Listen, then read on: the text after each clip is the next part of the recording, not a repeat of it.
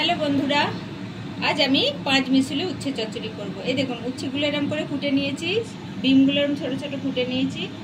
এটা আধখানা গাজর, সজনে ডাঁটা, এটা হচ্ছে এঁচড়ের এঁতে, আর এটা আলু। এই দুটো সেদ্ধ করে রাখা আছে। এবার আমি বড়িগুলো ভেজে নেব।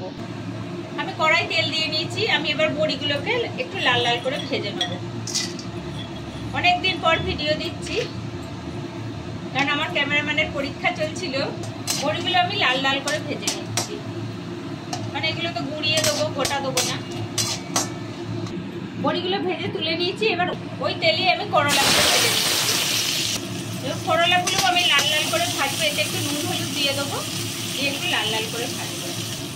হ্যাঁ, খুব সামান্য পরিমাণ হলুদ দিচ্ছি আর খুব সামান্য নুন দিচ্ছি।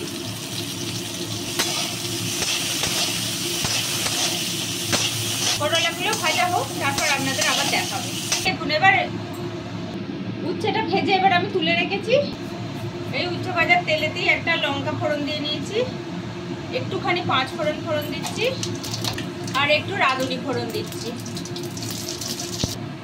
এবার আমি সব ফোড়নটা হয়ে গেছে, এবার আমি সব আনাজগুলো দিয়ে নিচ্ছি।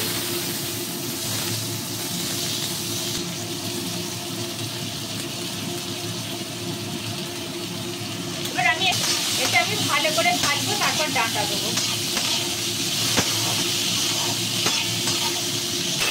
এই দেখুন আমি একটুখানি ভাজবো।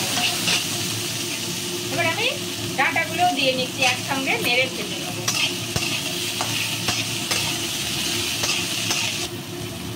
আনাজগুলো আমার ভাজা হয়ে গেছে। এইতে একটু আদা লঙ্কা বাটা আছে, এটা দিয়ে নিচ্ছি, আর হাফ চামচ মতো ধনে গুঁড়ো দিচ্ছি।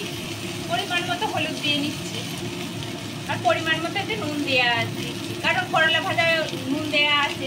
মশলাটা নিয়ে একটু সামান্য কষবো, তারপর আমি জল দিয়ে দেবো। এটা ভাজা হয়ে গেছে। এবার আমি এতে জল দিয়ে নিচ্ছি, আর জল দেবো না। এবার এটাকে আমি চাপা দিয়ে মিনিট 5 ফোটাবো, তারপর করলা বড়ি সব দেবো। এই সব কিছু সেদ্ধ হয়ে গেছে। এবার আমি উচ্ছেটা আর বড়িটা দিচ্ছি।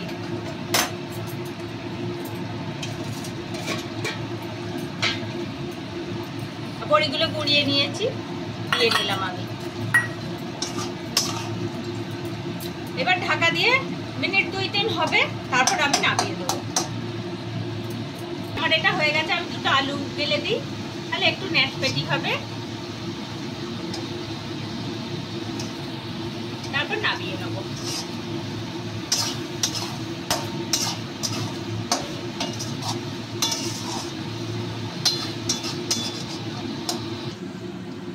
এইরকম উচ্ছে দিয়ে, বড়ি দিয়ে আর 5 মিশালি চচ্চড়ি করলে খুব সুন্দর খেতে হয়।